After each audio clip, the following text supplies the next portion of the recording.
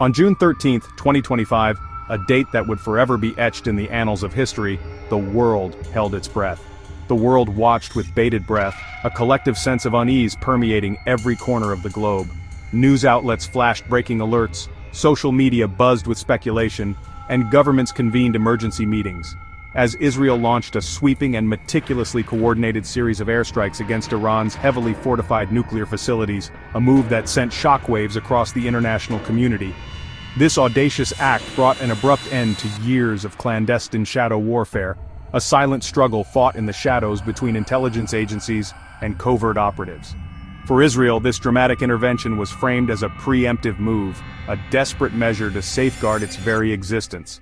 It was a calculated risk against what it perceived as an imminent existential threat, a looming danger that could not be ignored. The operation wasn't just about neutralizing one isolated site, it was a strategic assault aimed at dismantling the very backbone of Iran's ambitious nuclear program, crippling its ability to develop weapons-grade material. The operation was a high-stakes gamble, a roll of the dice with potentially catastrophic consequences for the entire region. It was meticulously planned and executed with precision, designed to cripple Iran's nuclear capabilities while minimizing collateral damage. However, it also carried the immense risk of triggering a massive regional backlash, potentially igniting a wider conflict that could engulf the entire Middle East. Tehran's retaliation was not just expected, it was inevitable, a certainty that loomed large in the minds of policymakers and military strategists alike. The already fragile status quo in the region shattered overnight, like glass struck by a hammer, sending shards of instability in every direction. The attack plunged the Middle East into its gravest crisis in decades, a precarious situation with the potential to destabilize the entire world. The strikes followed months of increasingly urgent warnings and compelling intelligence reports. These reports suggested with growing certainty that Iran was rapidly nearing a critical nuclear threshold, poised to cross the line and acquire the capability to produce nuclear weapons. This alarming assessment left Israeli leaders with the firm conviction that the time for diplomacy had irrevocably run out, that all other options had been exhausted.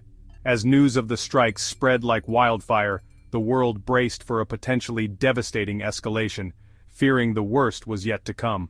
Global powers scrambled to initiate emergency diplomatic efforts, desperately trying to prevent a wider war from erupting and engulfing the region in flames.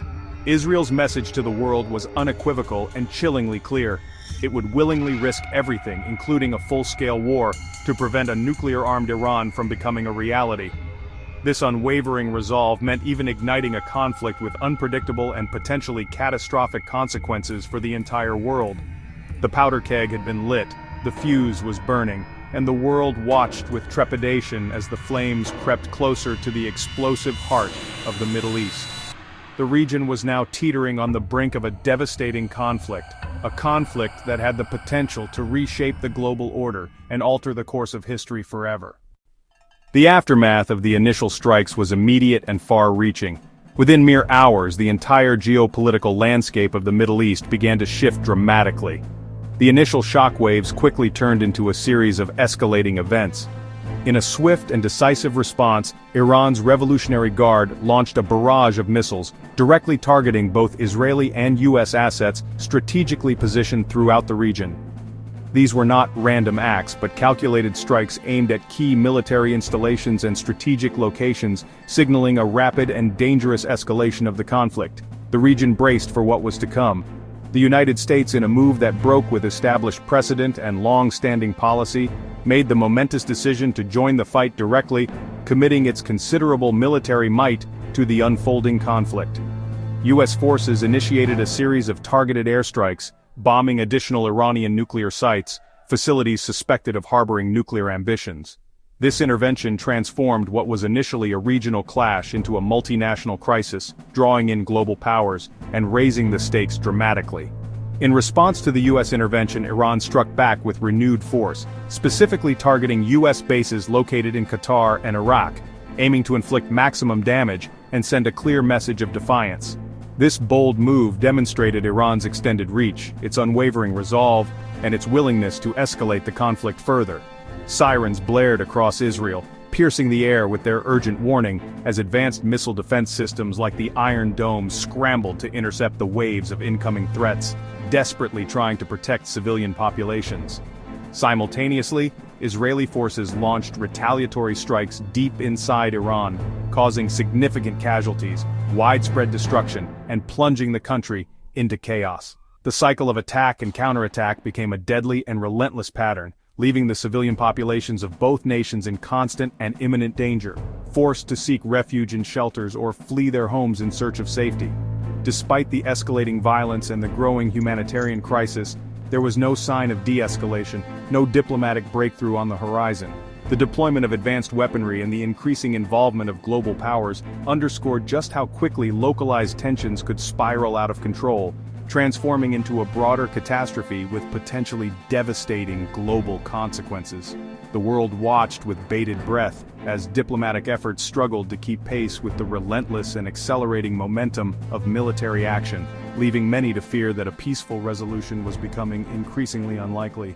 The region was now tragically locked in a deadly rhythm of escalating violence, with each passing day bringing new and terrifying risks of uncontrollable escalation, threatening to engulf the entire region in a devastating and irreversible conflict. Beneath the headlines, the human cost mounted rapidly. In Iran, hundreds were killed.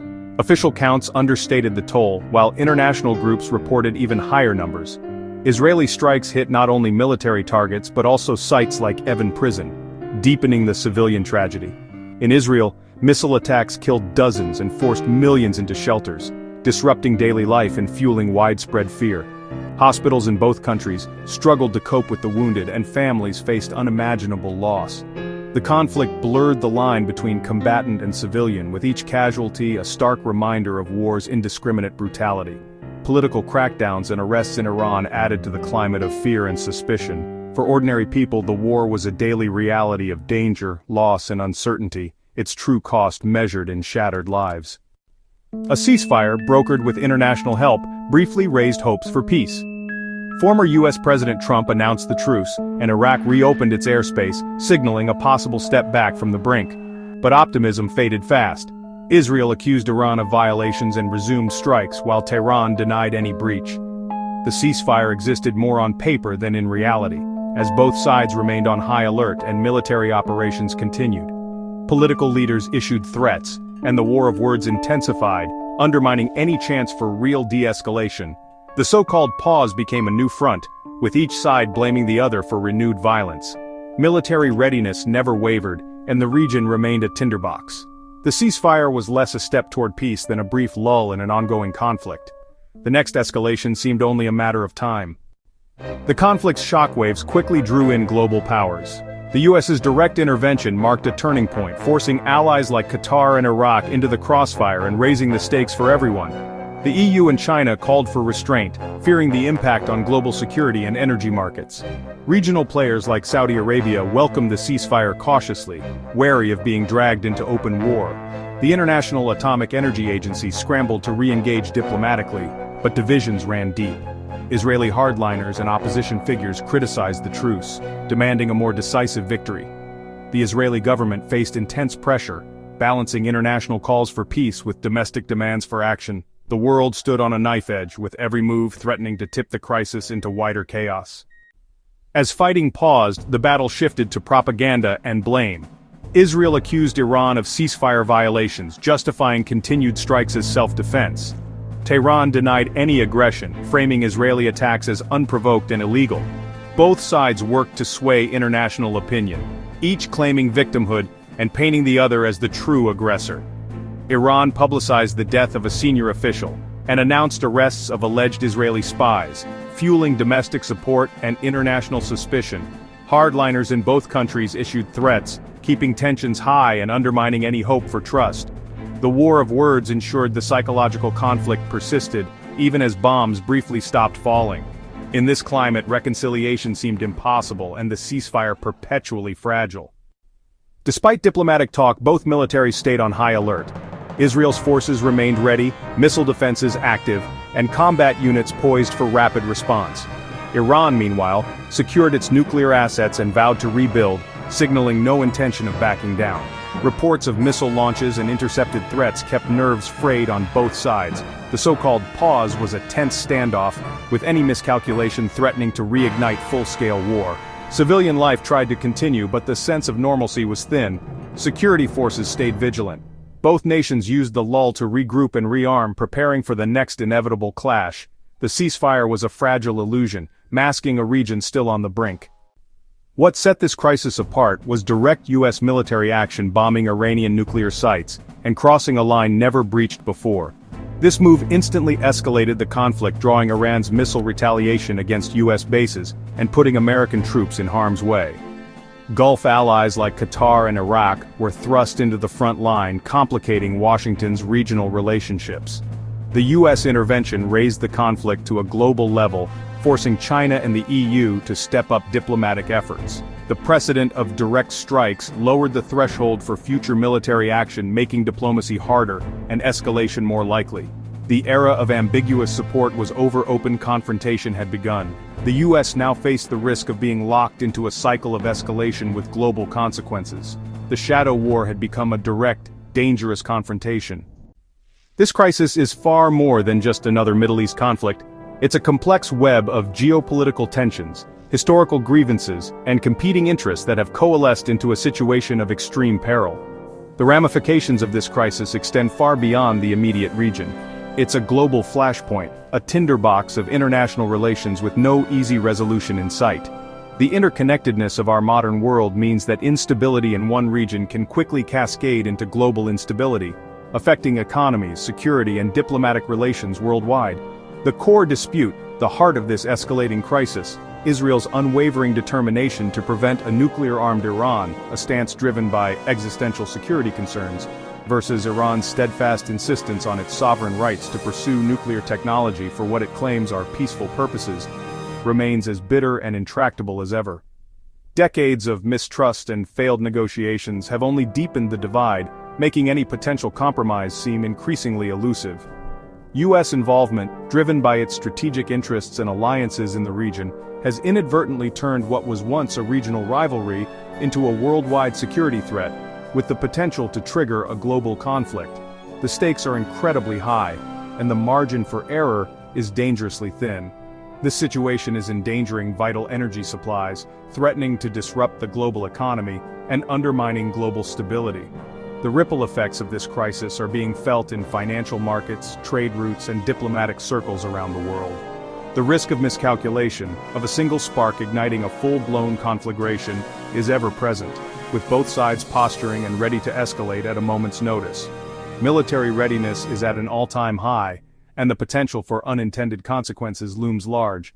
International calls for restraint, for de-escalation and dialogue, compete fiercely with domestic demands for decisive action, for a show of strength and resolve, narrowing the already precarious path to peace. The window for diplomacy is shrinking, and the pressure to act is mounting. The world watches with bated breath because the outcome of this crisis will undoubtedly set the tone for future global crises and rivalries, shaping the geopolitical landscape for years to come. This is more than just a conflict. This is a harbinger of a new era, where shadow wars, fought in the shadows for years, threaten to break into the open, and superpowers are increasingly drawn into direct conflict, risking a catastrophic escalation. The stakes are immense, the potential consequences dire, and the world holds its breath, gripped by anxiety and uncertainty, desperately hoping for a peaceful resolution, for a diplomatic breakthrough that can avert disaster, but simultaneously preparing for the worst, bracing for the potential fallout of a conflict that could reshape the world as we know it.